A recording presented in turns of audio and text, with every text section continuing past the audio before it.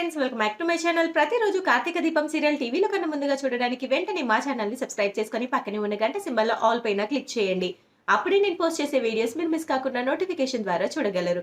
ఇక సీరియల్లోకి వెళ్తే కార్తీక దీపం సీరియల్లో అసలు గుడిలో కళ్ళు తిరిగి పడిపోయిన ఆమెను చూసి షాక్‌తో కుప్పకూలిపోతుంది సుమిత్ర. మరి అసలు గుడిలో కళ్ళు తిరిగి పడిపోయిన ఆవిడ ఎవరు? ఆవిడకు సుమిత్రకు గల సంబంధం ఏంటి? అసలు ఏం జరగబోతుంది? మరి కథ ఎలాంటి మలుపు తిరగబోతుందనేది తెలియాలంటే ఈ వీడియోని చివరి వరకు స్కిప్ చేయకుండా చూడండి. అప్పుడే మీకు క్లియర్‌గా అర్థమవుతుంది. అలాగే ఈ వీడియోని ఇప్పటి వరకు లైక్ చేయని వాళ్ళు ఇప్పుడే లైక్ చేసేయండి. ఇక సీరియల్‌లోకి వెళ్తే కార్తీక దీపం సీరియల్‌లో సుమిత్ర పుట్టినరోజు నాడు దక్షిణామూర్తి ఇంటికి వచ్చినందుకు శివనారాయణ అయితే కోపంతో రగిలిపోతూ ఒక శివం ఎత్తిన లాగానే ఉంటాడు శివనారాయణ. అయితే నిజానికి శివనారాయణ కోపంలో ఏదో కారణం ఉందని కార్తీక్ అర్థం చేసుకుంటాడు. అయితే ఇదే కారణంగా భావించి దీప, కార్తీకే ఇది ఈ వాడు దక్షిణామూర్తి ఇంటికి రావడానికి కారణం అని చెప్పి సుమిత్ర పుట్టినరోజు నాడు ఏ మాత్రం సంతోషం లేకుండా ఉండడానికి, ఆ సంతోషాన్ని కాస్త ఆవిరి చేయడానికి జ్యోత్స్న అగ్గికి ఆజ్యం పోసినట్టుగా చేస్తుంది. శివనారాయణ కోపానికి జ్యోత్స్న పుల్లలు వేయడం స్టార్ట్ చేస్తుంది. ఇక జ్యోత్స్న చెప్పిన దాని ప్రకారం, "ఏంటి దీప, మీరే పిలిచారా? అసలు ఏం జరుగుతుంది?" అంటూ కాంచన కూడా చాలా గట్టిగానే అరుస్తుంది. ఎందుకంటే శివనారాయణకి దక్షిణామూర్తికి పడదన్న విషయం వాళ్ళకు కూడా తెలుసు. వాళ్ళ గురించి మాట్లాడితేనే ఇంట్లో గొడవలు జరుగుతాయని తెలిసినా కూడా తన కోడలు అసలు దక్షిణామూర్తిని పిలవడం అస్సలు సహించలేకపోతుంది కాంచన కూడా. అయితే నేను అనగానే అని చెప్పబోతుండగా, ఇందులో దీపకు, కార్తీక్‌కి ఎటువంటి సంబంధం లేదు. నిజంగా పిలిచేంత గొప్ప మనసు వాళ్ళకి ఉంది.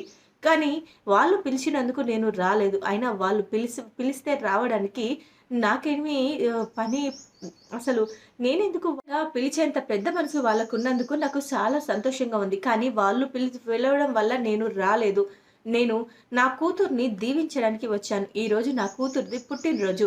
అందుకే నా కూతురు పుట్టినరోజు నాడు గుడిలో అక్షింతలు వేసి ఆశీర్వదించి, అర్చన చేయించి ఇలా ఆశీర్వదించడానికి వచ్చాను అని చెప్తాడు దక్షిణామూర్తి.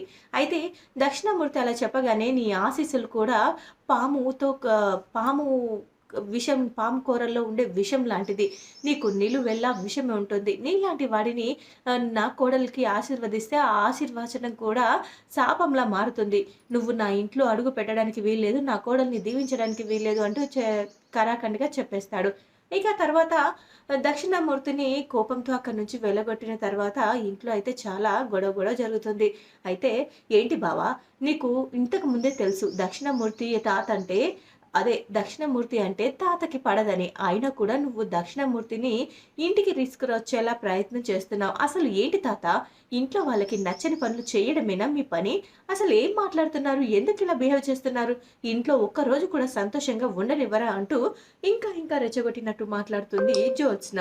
ఆ తర్వాత సుమిత్ర చాలా బాధపడుతూ ఉంటుంది. "ఏంటి జ్యోత్స్న, అసలు అయ్యిందేదో అయిపోయింది. ఇప్పుడు మళ్ళీ ఎందుకు ఆ గొడవను తవ్వి తీస్తున్నావు? ఇప్పుడు మళ్ళీ దాని గురించి ఆ టాపిక్ తీయాల్సిన అవసరం ఏముంది?" అంటూ కాంచన అనగానే, "ఉంది కాంచన. అసలు నీ కొడుకు, కోడలు ఎందుకు ఇలా బిహేవ్ చేస్తున్నారు? అక్కడ రెస్టారెంట్‌లో కావడానికి కారణం నీ కోడలు. ఎంతో మంచి పెద్ద కంపెనీ నుంచి కాంట్రాక్ట్ వస్తే తను క్యాన్సిల్ చేసింది. అది దానికి తన మూర్ఖత్వమే కారణం. కానీ ఇప్పుడు కూడా ఇలా చేస్తుంది. అసలు ఇంట్లో సంతోషం లేదు. కంపెనీలో సంతోషం లేదు. ఏమనుకుంటున్నారు? అసలు మీరు ఎందుకు ఇలా సొంత నిర్ణయాలు తీసుకుంటున్నారో నాకైతే అర్థం కావట్లేదు. మీరలా సొంత నిర్ణయాలు, సొంత పెత్తనాలు తీసుకునేటప్పుడు ఇక ఇంట్లో పెద్దవాళ్ళుండి ఏం లాభం?" అంటూ అనగానే, "చూడమ్మా సుమిత్ర, నీ పుట్టినరోజు నాడు ఈ ఇంట్లో గొడవ జరగడం ఇష్టం లేదు. అందుకే నేను ఇంకా ఏమి మాట్లాడకుండా సైలెంట్‌గా ఉన్నాను. ఇంతకు మించి ఏం మాట్లాడను. ఇంకొకసారి ఇదే గనుక రిపీట్ అయితే అది జరగడానికి కారణమైన వాళ్ళు ఎవరు ఈ ఇంటికి మళ్ళీ దగ్గర కాలేరు. శాశ్వతంగా ఆ దక్షిణామూర్తి లాగానే దూరం కావాల్సి వస్తుంది. జాగ్రత్త" అంటూ అందరికి వార్నింగ్ ఇచ్చి అక్కడి నుంచి వెళ్ళిపోతాడు. "ఏంటి తాత, ఏంటి తాత ఇలా మాట్లాడుతున్నాడు? అసలు దక్షిణామూర్తి తాతకి ఎందుకు గొడవైంది? అసలు నాకేం అర్థం కావట్లేదు" అంటూ మళ్ళీ, "అది కాదు బావ, అసలు ఎందుకు దక్షిణామూర్తి తాత" అంటూ అనగానే, "చూడు దీప, ఇప్పుడే అన్నాడు కదా! ఇంకా మనము అదే దక్షిణామూర్తి తాత గురించే మనం పట్టుకొని మాట్లాడుతూ ఉంటే, మనం కూడా శాశ్వతంగా ఈ ఇంటికి దూరం అవుతావు. అప్పుడు మీ అమ్మ నాన్నల్ని నువ్వు చూడాలనుకున్నా చూడలేవు. అసలు తాత కోపం ఎలా ఉంటుందో నీకు తెలుసు కదా! అసలు సుమిత్ర అత్తే తన కన్న తండ్రిని కాదు అనుకుంది అంటే అసలు ఆళ్ళిద్దరి మధ్య ఎంత గొడవ జరిగిందో మనకేం తెలుసు. మనకు తెలియని విషయాల గురించి మనం ఇంకా తెలుసుకోవాలని ట్రై చేసి అందరి ముందు దోషులుగా కావడం కరెక్ట్ కాదు దీప. ఆహ్, న్ నేను బయటికి వెళ్ళొస్తాను అనగానే అమ్మా మీరు బాధపడకండి. ఆహ్, నేను చేసింది తప్పే కావచ్చు. కానీ ఒక తండ్రి కూతుర్ని ఆశీర్వదిస్తాను అని అంటే వాళ్ళకి హెల్ప్ చేయడం తప్పు కాదు కదా! మీ తండ్రిని మీకు దగ్గర చేయాలనుకున్నాను. మీ మధ్య ఏం గొడవలు జరిగాయో నాకు తెలీదు కదా! అనగానే, చాలు దీప ఇంకెప్పుడు దక్షిణామూర్తి అదే మా నాన్న గురించి నువ్వు నా దగ్గర టాపిక్ తీసుకురావద్దు. నా దగ్గరే కాదు ఈ ఇంట్లో ఎవ్వరి ముందు దక్షిణామూర్తి అనే పేరే వినబడడానికి వీల్లేదు. నేను ప్రశాంతత కోసం గుడికి వెళ్తున్నాను. ప్లీజ్ నన్ను ఒంటరిగా వదిలేయండి అంటూ ఆహ్, సుమిత్ర ఎంత చెప్తున్నా కూడా వినకుండా, దీప ఎంత చెప్పినా కూడా వినకుండా సుమిత్ర అయితే ఒంటరిగా గుడికైతే వెళ్తుంది. ఏంటి ఏంటమ్మా అలా ఉన్నావు అనగానే, "ఏం లేదు లేదు నాన్న. నాకు చాలా భయంగా ఉంది. అమ్మ చాలా బాధగా ఉంది. ఇలాంటి టైంలో అమ్మ నేను తోడు వస్తానని చెప్పినా కూడా వినకుండా ఒక్కతే గుడికి వెళ్ళింది" అనగానే తనకు ప్రశాంతత లేనప్పుడు, మానసికంగా బాధపడ్డప్పుడు తను గుడికి వెళ్ళి అమ్మవారి గుడిలో కాస్త ప్రశాంతతగా ఉంటుందని అక్కడికి వెళ్తుందమ్మా. "పర్వాలేదు నేను చూసుకుంటానులే. నువ్వేం కంగారు పడకు. కానీ దీప ఒక రిక్వెస్ట్ ఇంకొకసారి దక్షిణమూర్తి గురించి ఆలోచించడం మానేయండి. ఇంకెప్పుడు దక్షిణమూర్తి అనే పేరే ఈ ఇంట్లో వినబడడానికి వీల్లేదు. అది కాదు నాన్న అసలేం జరిగిందనగానే, చూడమ్మా అది చెప్పుకోదగ్గ ఇన్సిడెంట్ కాదు. ఆ ఇన్సిడెంట్‌ని ఎవరు ఎంతగా మర్చిపోతే అంత మంచిది. దాన్ని మళ్ళీ తిరిగి ఆ టాపిక్‌ని తవ్వితే బాధ తప్ప ఏది ఉండదు. నువ్వు తెలుసుకోవాల్సిన అవసరం కూడా లేదు. ఇంతకు మించి నేను దీని గురించి ఏమీ చెప్పలేను. దీని గురించి మాట్లాడితే నాన్నకి చాలా కోపం వస్తుంది. ఈసారి మీరు మళ్ళీ ఆ దక్షిణామూర్తి అనే పేరు ఎత్తితే ఇక మీరు కూడా ఈ ఇంటికి శాశ్వతంగా దూరం కావాల్సి వస్తుంది. నా కూతుర్ని దూరం చేసుకోవడం నాకిష్టం లేదు. మరి నీ తల్లిదండ్రులను దూరం చేసుకోవడం నీకిష్టమైతే మళ్ళీ ఆ టాపిక్ తీసుకురా అని చెప్పేసి సుమిత్రకు తోడుగా ఉండడానికి గుడికైతే వెళ్తాడు దశరథ. ఇక గుడికి వెళ్ళిన తర్వాత సుమిత్ర గుడిలో దేవుణ్ణి పూజించుకొని మొక్కిన తర్వాత చాలా బాధపడుతూ ఒక దగ్గర కూర్చొని ఏడుస్తూ ఉంటుంది. ఏంటి నా బ్రతుకు ఎందుకు ఇలా అయిపోయింది? కన్న తండ్రికి దూరమయ్యాను. కన్న తండ్రి ప్రేమకు దూరమయ్యాను. ఆ తండ్రి దానికి కారణమయ్యాడు. అసలు ఎందుకు ఇలా జరుగుతుంది అంటూ చాలా బాధపడుతూ ఉంటుంది.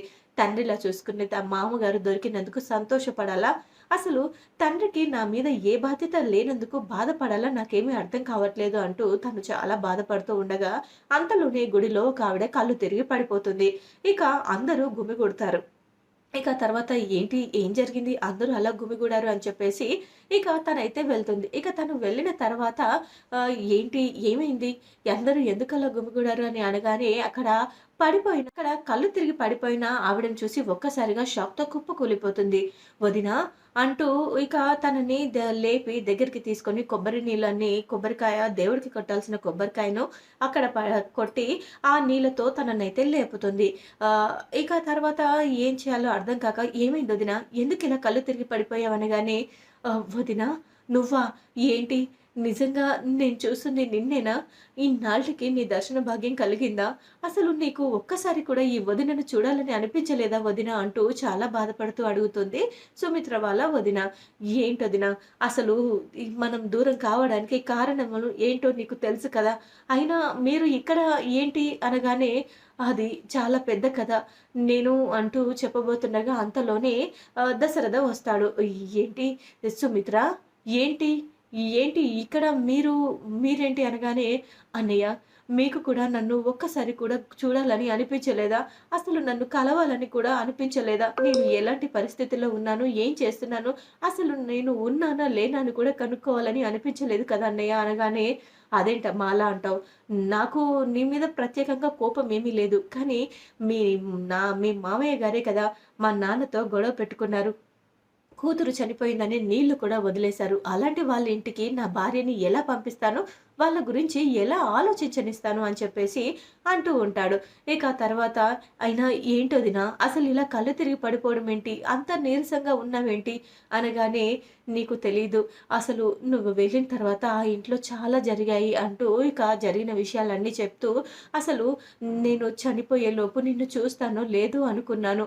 నిన్ను చూడాలని ఇలా దేవుడిని వేడుకుంటున్నానో లేదో నిన్ను నా కళ్ళ ముందుకి రప్పించాడు ఆ దేవుడు" అనగానే, "ఏంటొదినా అలా మాట్లాడుతున్నావు?" అనగానే, "నేను ఇంకా ఎక్కువ రోజులు బ్రతకను. నీ మేనల్లుడు అసలు నీ మేనల్లుడిని నీ కూతుర్ని ఒక్కటి చేయాలని అనుకున్నాను. వాళ్ళిద్దరికీ పెళ్లి చేస్తే బావుంటుందని నేను సంతోషపడ్డాను.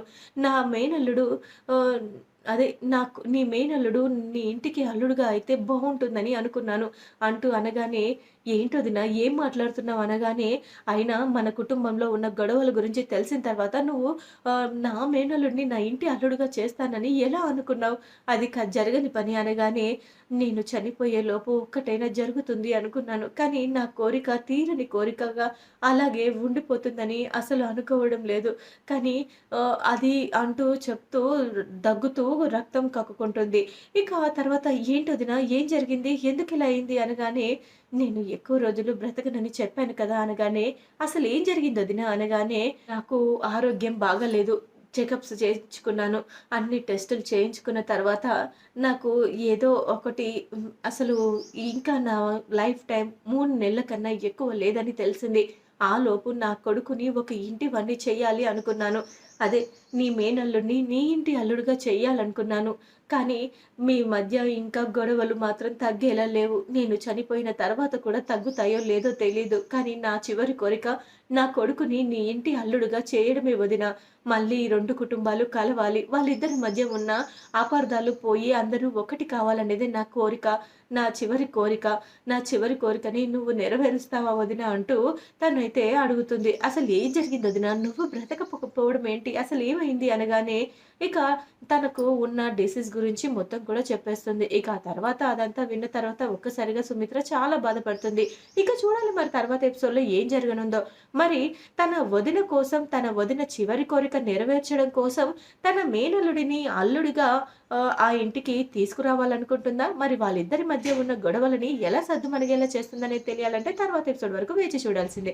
ఈ వీడియో గనుక మీకు నచ్చినట్లయితే లైక్ చేసి షేర్ చేయండి. మా ఛానల్‌లోని మరెన్నో లేటెస్ట్ అప్డేట్స్ కోసం వెంటనే మా ఛానెల్‌ని సబ్స్క్రైబ్ చేసుకొని పక్కనే ఉన్న గంట సింబల్ ఆల్ పైన క్లిక్ చేయండి. అప్పుడే నేను పోస్ట్ చేసే వీడియోస్ మీరు మిస్ కాకుండా నోటిఫికేషన్ ద్వారా చూడగలరు. Thanks for watching.